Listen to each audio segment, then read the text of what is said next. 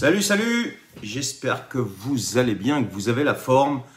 Bonjour à toutes et à tous. On va attendre un petit peu, voir s'il y a des gens qui arrivent.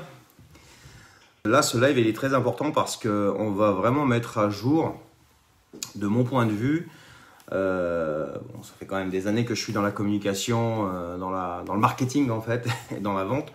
On va mettre à jour en fait la stratégie employée par tous ces politiciens en fait pour nous endormir et pour nous rendre très dociles. Alors je vais attendre une petite minute pour voir le temps que les notifications arrivent et ensuite on va attaquer. C'est un live qui va durer à peu près une quinzaine de minutes. Il est bourré d'informations capitales, il est bourré enfin, je vais vraiment dévoiler cette stratégie en fait qui est mise en place depuis des années et qui sert vraiment à endormir et rendre docile. Et c'est ni plus ni moins qu'une stratégie qui elle est tellement simple, elle est d'une simplicité que la plupart des gens se laissent prendre au piège facilement. Et là, on va rester très simple. On va vraiment faire dans la simplicité, vous allez voir. Je vais vous expliquer la stratégie que j'ai décelée de mon point de vue. Et grâce à mon expérience de 18 ans dans la vente et dans le marketing, en fait, voilà, à former des vendeurs, etc. Et aussi voir comment on peut la comprendre et comment s'en protéger surtout.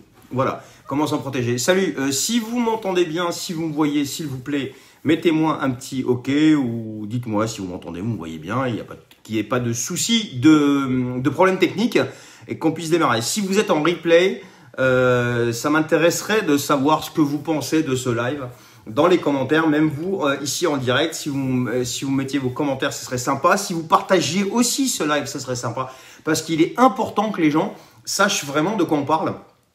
Et on n'est pas là en fait juste dans l'esprit de contestation, non, il faut comprendre les choses.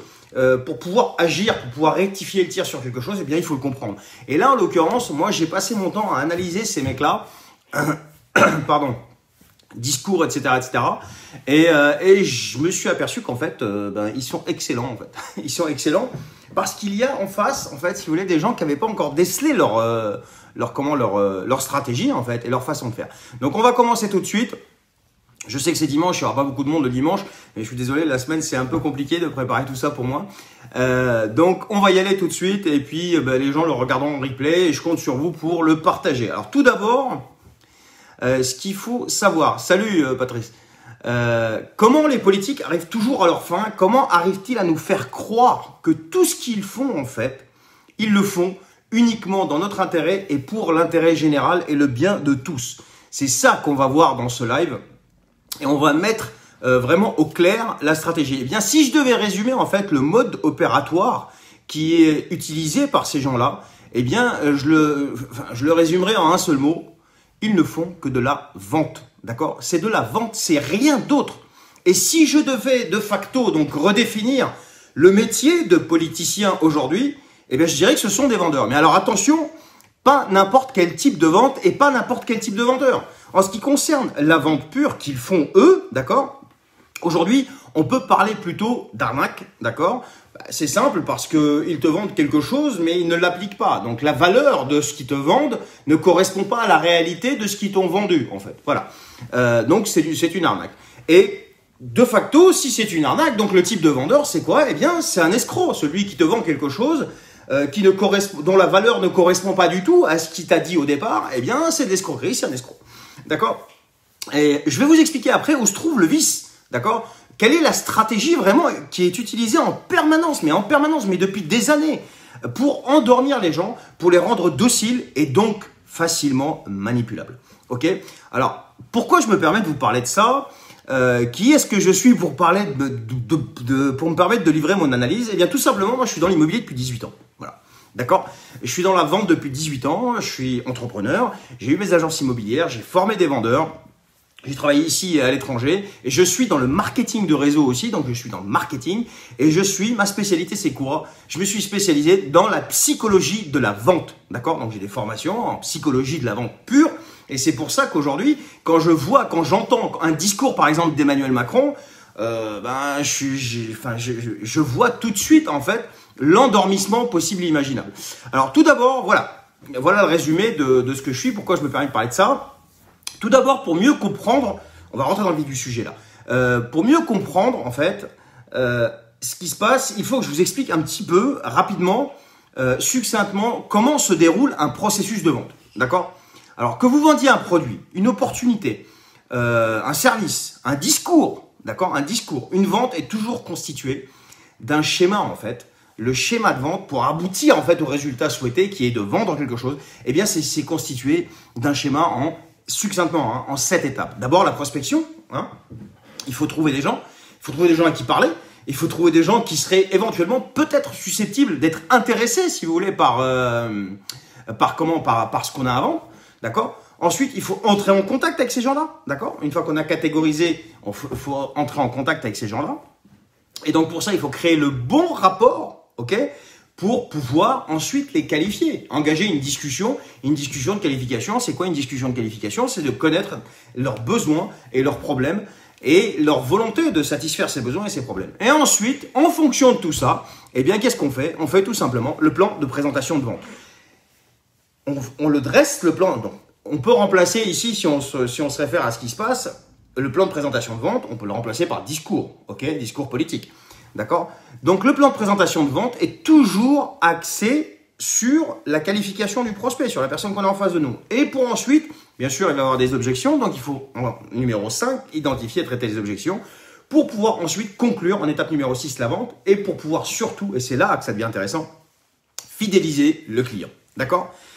Donc voilà cette étape, et pour pouvoir maîtriser et exceller ce process, eh bien, il y a des qualités à développer. Le vendeur doit avoir des qualités à développer. Il y en a plus de 20, 21, mais il y en a deux qui sont ultra importantes, et qui sont les suivantes. Et c'est les deux premières qualités. Donc la première qui est indispensable et cruciale, le vendeur doit posséder quand même la qualité de la maîtrise en fait de l'art de la persuasion. D'accord? Et ça passe par la deuxième qualité qui est, elle, peut-être en numéro 1 même, qui est tout aussi indispensable, à savoir même crucial, la communication. Tu peux avoir deux vendeurs en face de toi, l'un avec le meilleur produit, avec un produit exceptionnel, et l'autre avec un produit de très mauvaise qualité. Celui qui l'emportera toujours sera toujours celui qui est le meilleur communicant, peu importe la qualité du produit. La communication, c'est la clé de la persuasion, c'est la clé de voûte en fait de la persuasion, donc de la vente. Parce que quand tu persuades, tu as vendu. Et la communication dans une situation de vente, à savoir donc de la première étape jusqu'à la 7e, ne doit surtout pas être axée sur le produit. Le produit, on s'en fout en fait. Le produit, il vient juste après. Enfin, il vient après le processus, il vient presque à la fin en fait.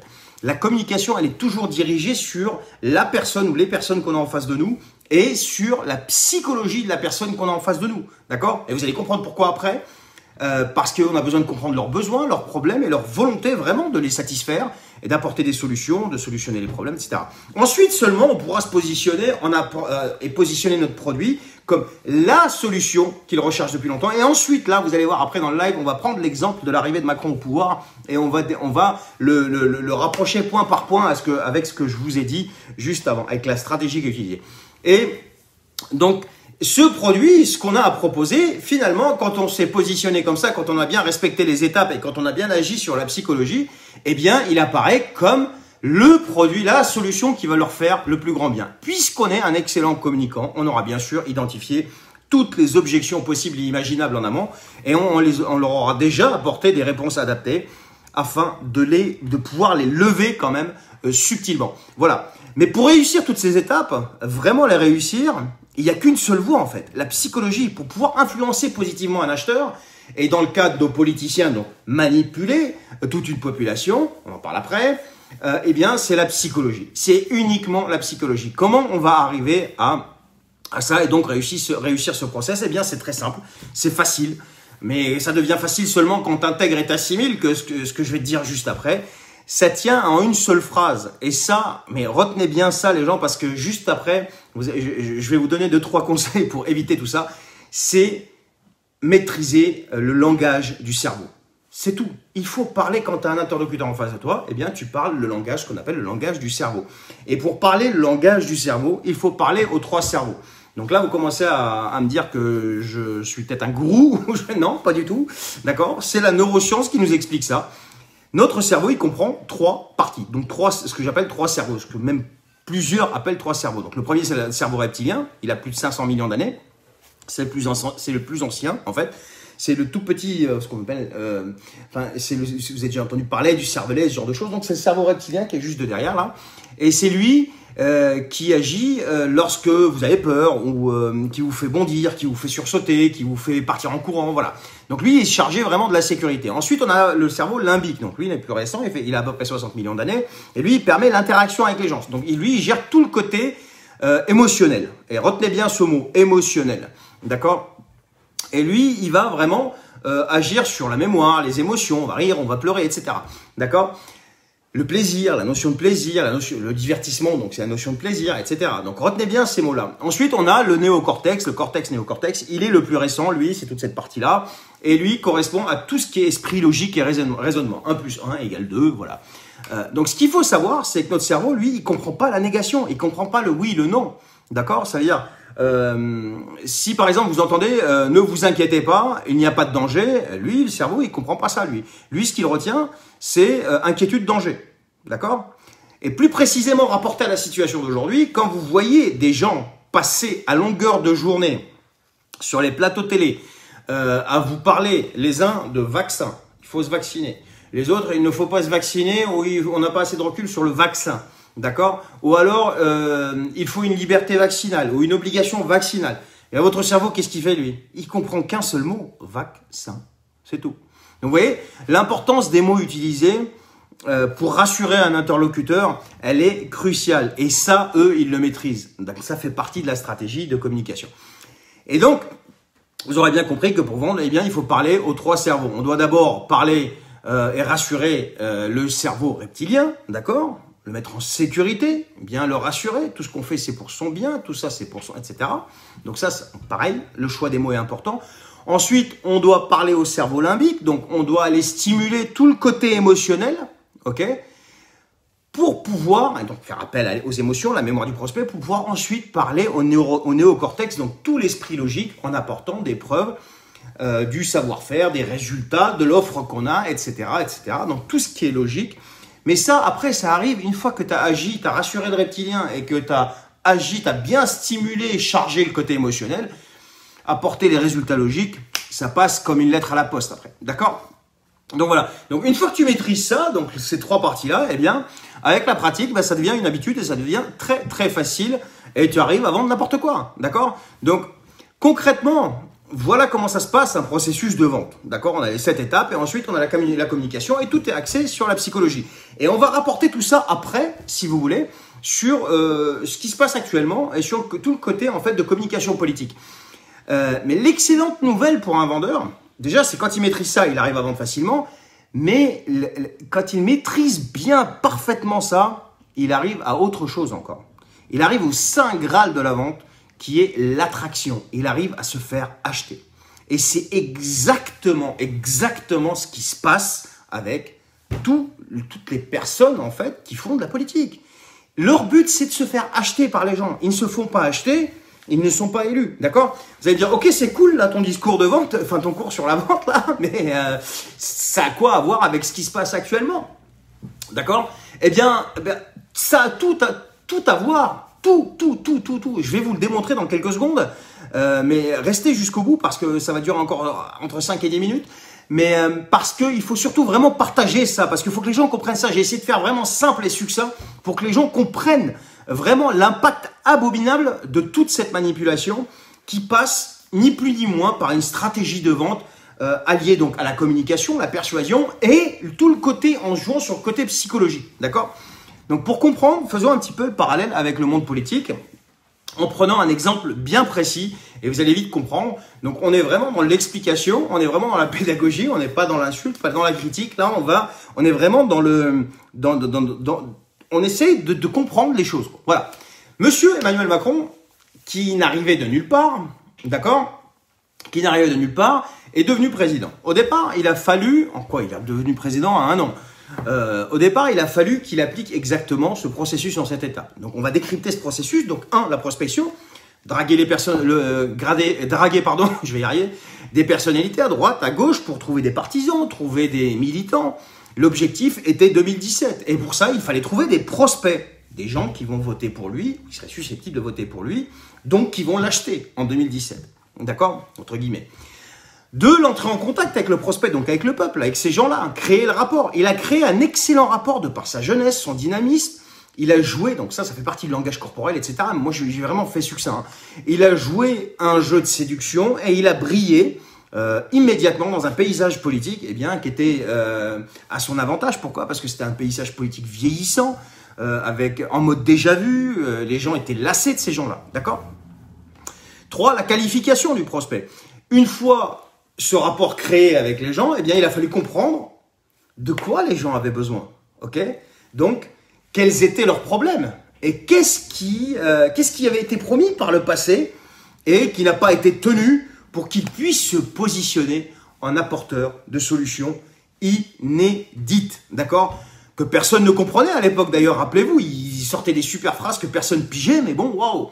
Mais bon, le mal était déjà fait. Parce que le rapport était déjà créé. Les douleurs étaient tellement fortes à l'époque que les gens ont adhéré. Et au diable les solutions si elles sont réelles ou elles ne sont pas réelles. D'accord? Ensuite, il a appliqué ce qu'on appelle son plan de présentation de vente. Donc l'étape numéro 4. Donc c'est quoi le plan de présentation de vente? Bon, il prend les besoins, il prend les problèmes, il les a identifiés, il les a compris. Il n'avait plus qu'à monter un plan de présentation de vente. Donc ses discours. Le plan de présentation de vente, quoi? Ce sont ces discours en fonction de ça pour verrouiller les cerveaux. Donc, monter les discours en fonction des besoins, des problèmes et des solutions qui n'ont pas fonctionné par le passé et de la volonté des gens de trouver des solutions et de respirer parce que leur douleur était tellement forte qu'ils n'en pouvaient plus. Lui, il prenait tout ça, il mettait ça dans un shaker, il te sortait un plan de présentation de vente. Salut Laurent, un plan de présentation de vente. Et donc, qu'est-ce qu'il faisait? Il verrouillait les cerveaux. Et là, on introduit la stratégie de la peur. Rappelez-vous, c'est moi ou c'est le chaos avec Marine Le Pen. C'est vrai qu'on vit dans un paradis là. Rappelez-vous de cette phrase. C'était moi ou le chaos, c'était ça. Hein. Numéro 5, identifier et traiter les objections. Et c'est là que les politiques font une grande différence avec un vendeur traditionnel. Pour eux, c'est du gâteau, ça. Pourquoi? Parce qu'ils avaient déjà identifié tout ça en amont. Et lors des débats et des émissions télé qui avaient à répétition, rappelez-vous, c'était un jeu d'enfant, parce qu'émotionnellement, déjà, les gens étaient complètement acquis. Donc, émotionnellement, ils étaient captés. Et la peur du chaos, le péniste, était présente partout dans leur esprit. Donc, objectivement, il n'y avait plus qu'une seule solution, c'était M. Macron. Et ensuite, la cerise sur le gâteau, c'est quoi? Conclusion de la vente, étape numéro 6, élu en 2017, sans aucune surprise. Et ensuite, l'étape numéro 7, fidéliser son client.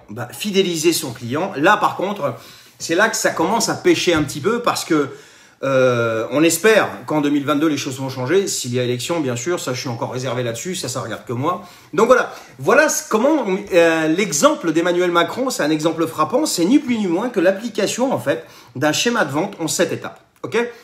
Mais pour le Covid, là aujourd'hui, c'est exactement la même chose. La même stratégie à une différence près et que les gens, ils sont de plus en plus éveillés. Pas assez encore, mais ça se réveille de plus en plus. On applique exactement la même chose, sauf que là, c'est encore plus vicieux parce qu'on va mettre l'accent sur 2 des 6 peurs fondamentales de l'être humain. Les recherches nous démontrent que l'être humain, en fait, a 6 peurs fondamentales qui le terrifient, qui sont la pauvreté, l'opinion des autres, l'abandon amoureux, la vieillesse, la maladie et la mort. Ce sont ces 2 dernières sur lesquelles je dirais les politiciens aujourd'hui et tout le système politique jouent. Donc, ils ont introduit ça dans ce qui... Salut Anne. Ils ont introduit ça dans ce qui se passe actuellement et ils jouent là-dessus. Alors, ils connaissent vos besoins, ils connaissent vos douleurs. Ils sont des maîtres en communication. Ils utilisent, j'y arrivais, la stratégie de la peur pour vous paralyser émotionnellement et ils se positionnent en apporteurs de solutions pour votre bien et pour rien d'autre. Ils vont créer ou utiliser, donc je résume, hein, ils créent ou utilisent un problème, d'accord, qui vous terrasse de peur, car il s'en prend à votre intégrité physique, donc la peur de la maladie, la peur de la mort. Ils ont déjà la solution d'après eux. Et si vous opposez des objections, rappelez-vous, traitez les objections, ils utilisent la stratégie de l'amplification de vos problèmes si vous n'utilisez pas leur solution. Et tous les risques que vous prenez pour vous et pour la société. Et donc là, on va introduire quoi? Une dose de culpabilité en plus. D'accord? Donc stratégie de la peur, dose de culpabilité en plus. On va vous rendre coupable si vous continuez à persister. Et si ça ne marche toujours pas sur certains, qui sont de plus en plus nombreux, eh bien, parce qu'ils ont vu clair en fait dans leur manège diabolique, eh bien on sévit. Et étant donné que la plupart sont dociles, regardez jusqu'où il va le vice, hein, et se sont laissés prendre facilement au piège, ils se retourneront d'eux-mêmes contre les personnes qui sont éveillées. En les stigmatisant encore plus et en les montrant du doigt encore plus. Comme si ces gens-là qui sont éveillés étaient devenus les parias de la société parce qu'ils sont des éléments dangereux pour les autres et pour le vivre ensemble. Vous imaginez? Et tout ça, ça représente un double avantage pour la caste politique régnante. Pourquoi? Parce qu'ils appliquent tous les plans qu'ils veulent, ils passent toutes les lois qu'ils veulent, aussi liberticides, dures, scandaleuses soient-elles, la majorité des endormis leur est acquise et ne se lèvera jamais parce qu'ils sont convaincus au plus profond de leurs âmes, et encore on l'a vu il y a quelques jours, que c'est pour leur bien tout ça, et c'est pour le bien commun. Et en plus de ça, c'est là que ça va être encore plus vicieux, ils vont aider ces gens-là dans leur funeste entreprise. D'accord? L'avantage numéro 2, eh bien, ils deviennent, les politiciens, donc les décideurs, ils deviennent l'unique alternative et alternance à eux-mêmes. Parce que de par leur stratégie diabolique, ils ont réussi, mais magistralement, à se positionner en maître de la situation. Et de ce fait-là, ils ont anéanti toute opposition possible avec le meilleur projet d'alternance qu'il soit. Quel que soit le projet d'alternance en face d'eux, il est déjà anéanti, il est mort-né. Pourquoi? Parce qu'ils ont réussi à conditionner, en fait, si vous voulez, une majorité de la population. D'accord? Ça s'appelle le conditionnement mis en place en appliquant purement et simplement la psychologie de la vente, non pas uniquement pour que cette caste politicienne vous vende son projet, mais qu'il se fasse directement acheter par tout un peuple quasiment qu'ils auront déjà endormi à l'avance.